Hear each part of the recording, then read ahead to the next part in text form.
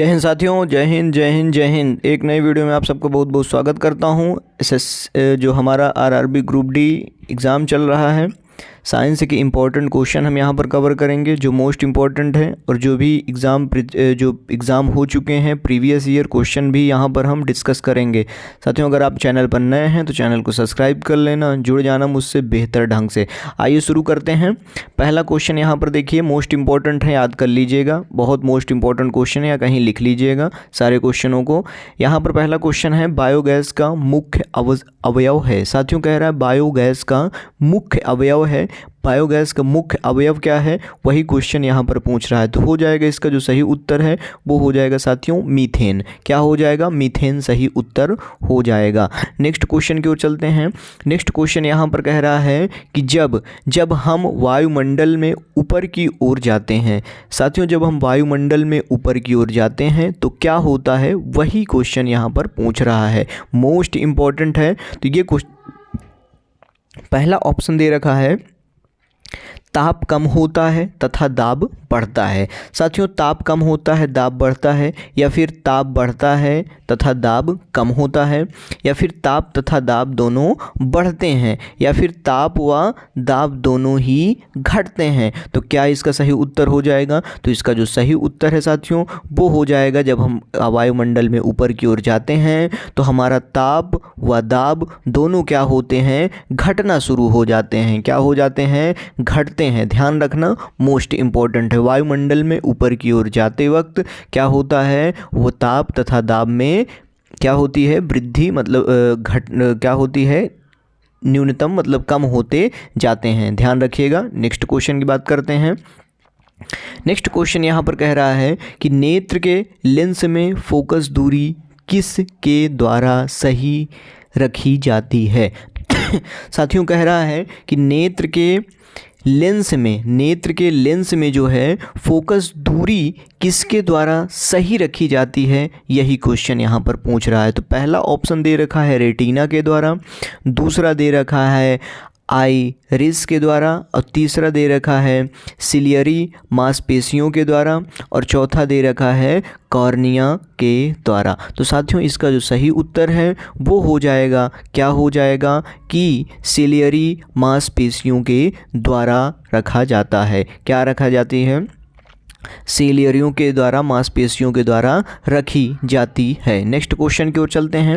Next question यहाँ पर कह रहा है कि सूखी बर्फ मतलब ड्राई आइस होती है ठोस। मतलब कह रहा है साथियों कि सूखी बर्फ जो हमारी ड्राई आइस होती है वो क्या होती है, ठोस होती है, मतलब ठोस। तो इसका क्या पहला ऑप्शन दे रखा है कार्बन मोनोऑक्साइड, दूसरा है कार्बन डाइऑक्साइड, तीसरा है सल्फर डाइऑक्साइड, चौथा है हाइड्रोजन पर ऑक्साइड। तो इसका जो सही उत्तर है वो क्या हो जाएगा? ध्यान से देखिए, इसका जो सही उत्तर है वो हो जाएगा साथियों कार्बन डाइऑक्साइड हो जाएगा। ऑप्शन नंबर बी क्या हो जाएगा, करेक्ट हो जाएगा, कार्बन डाइऑक्साइड हो जाएगा इसका सही उत्तर। नेक्स्ट क्वेश्चन की ओर चलते हैं। साधारण नमक का वैज्ञानिक नाम क्या है? साथियों, कह रहा है साधारण नमक है, उसका क्या वैज्ञानिक नाम क्या है, वही क्वेश्चन पूछ रहा है। तो साधारण नमक का सबको पता होगा, जो भी है वो हो जाएगा sodium chloride. Option number B correct हो जाएगा, सोडियम क्लोराइड सही उत्तर हो जाएगा। नेक्स्ट क्वेश्चन की ओर चलते हैं। नेक्स्ट क्वेश्चन क्या कह रहा है, लुढ़कती हुई गेंद कुछ दूर लुढ़कने के बाद स्वयं रुक जाती है। साथियों, कह रहा है कि लुढ़कती हुई गेंद जो होती है वो कुछ दूर लुढ़कने के बाद स्वयं रुक जाती है, निम्नलिखित में से किस कारण से। साथियों, कह रहा है कि कोई गेंद है और वो धीरे धीरे आगे बढ़ रही है और वो रुक जाती है, मतलब किस कारण से, मतलब आप फेंकते हैं गेंद या ढनगा देते हैं गेंद तो क्या होती है, धीरे धीरे आगे जाते जाते क्या हो जाती है, अपने आप एक समय ऐसा आता है कि वो रुक जाती है। वो किस कारण से रुक जाती है, यही क्वेश्चन यहाँ पर पूछ रहा है। ध्यान रखेंगे, मोस्ट इंपॉर्टेंट है, कॉन्सेप्चुअल है। थोड़ा ध्यान से देखिए क्या हो जाएगा। पहला ऑप्शन इसमें दे रखा है घूर्णन बल के कारण, दूसरा है गुरुत्वाकर्षण बल के कारण, तीसरा है घर्षण बल के कारण, और चौथा है उपयुक्त में से कोई नहीं। तो इसका जो सही उत्तर हो जाएगा वो हो जाएगा साथियों, घर्षण बल के कारण क्या होती है, लुढ़कती हुई आगे जाती हुई गेंद अपने आप एक समय ऐसा आता है कि वो रुक जाती है। समझ में आया, अपने से रुक जाती है, मतलब घर्षण बल के कारण। समझ में आ गया साथियों, मोस्ट इंपॉर्टेंट है, ध्यान रखना। नेक्स्ट क्वेश्चन की ओर चलते हैं। नेक्स्ट क्वेश्चन यहाँ पर कह रहा है कि संगमरमर किसका रूप है। साथियों संगमरमर जिसको मार्बल कहते हैं वो किसका रूप है। तो संगमरमर किसका रूप है पहला ऑप्शन सैल दे रखा है, दूसरा दे रखा है नीस, तीसरा दे रखा है चूना पत्थर और चौथा दे रखा है बलुआ पत्थर। तो इसका जो सही उत्तर है वो क्या हो जाएगा, ध्यान रखना, संगमरमर क्या हो जाएगी, चूना पत्थर, लाइमस्टोन हो जाएगी, लाइमस्टोन हो जाएगी, चूना पत्थर इसका सही उत्तर हो जाएगा। ऑप्शन नंबर सी करेक्ट हो जाएगा। नेक्स्ट क्वेश्चन की ओर चलता हूँ साथियों। नेक्स्ट क्वेश्चन यहाँ पर कह रहा है कि शहरों में तालाब का पानी शुद्ध करने के लिए कौन सी गैस प्रयोग की जाती है। साथियों कह रहा है कि शहरों में तालाब का पानी जो शुद्ध करने के लिए कौन सी गैस क्या किया जाता है, प्रयोग की जाती है, वही क्वेश्चन यहाँ पर पूछ रहा है। तो ध्यान रखेंगे, पहला ऑप्शन दे रखा है सल्फर डाइऑक्साइड, दूसरा है क्लोरीन, तीसरा है नाइट्रोजन और चौथा है एमोनिया। तो क्या हो जाएगा, इसका जो सही उत्तर है वो क्या हो जाएगा, ध्यान रखना, वो हो जाएगा क्लोरीन। क्लोरीन हो जाएगा, ऑप्शन नंबर बी करेक्ट हो जाएगा, क्लोरीन इसका सही उत्तर हो जाएगा। नेक्स्ट क्वेश्चन की ओर चलते हैं।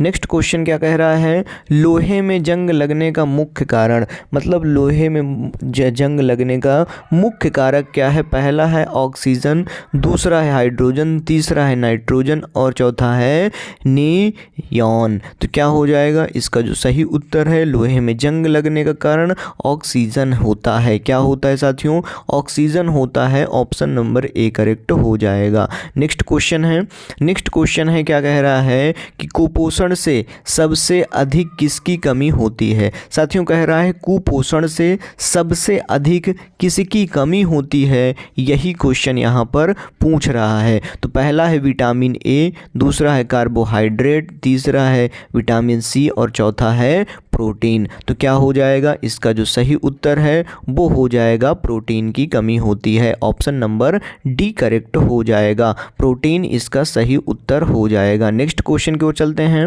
रोबोट क्या है। साथियों रोबोट क्या है, तो रोबोट क्या है, इसमें ऑप्शन दे रखा है एक प्रकार का रॉकेट है या एक प्रकार का बम है या एक क्या है, मनुष्य से मिलता जुलता एक यंत्र जो आदेशानुसार कार्य करता है या फिर अफ्रीका के जंगलों में मिलने वाला एक जानवर है। साथियों सबको पता होगा, रोबोट का नाम सुनते ही सब कोई जानते हैं कि क्या हो सकता है, इसका सही उत्तर तो साथियों हो जाएगा सी वाला ऑप्शन सही हो जाएगा।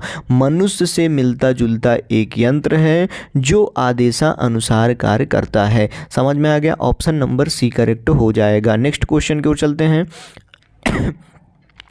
नेक्स्ट क्वेश्चन है, दो समानांतर दर्पणों के बीच प्रतिबिंब बनते हैं। साथियों कह रहा है दो समानांतर दर्पणों के बीच में प्रतिबिंब बनते हैं। कितने बनते हैं, दो बनते हैं या चार बनते हैं या आठ बनते हैं या अनंत बनते हैं। तो इसका जो सही उत्तर है वो क्या हो जाएगा साथियों, दो दर्पणों के बीच में प्रतिबिंब जो बनते हैं वो अनंत बनते हैं। कितने बनते हैं, अनंत बनते हैं, ऑप्शन नंबर डी करेक्ट हो जाएगा। नेक्स्ट क्वेश्चन की ओर चलता हूँ।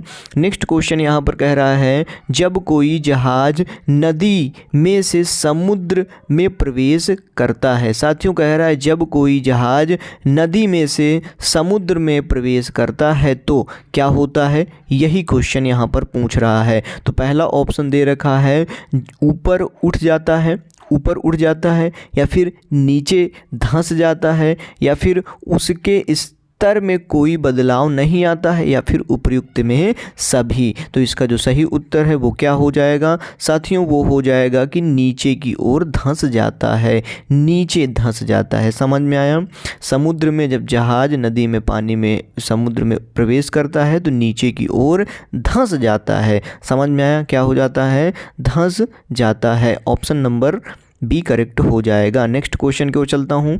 पृथ्वी पर कोई गतिशील पिंड विश्राम की अवस्था में निम्नलिखित कारणों से आता है। साथियों कह रहा है पृथ्वी पर कोई गतिशील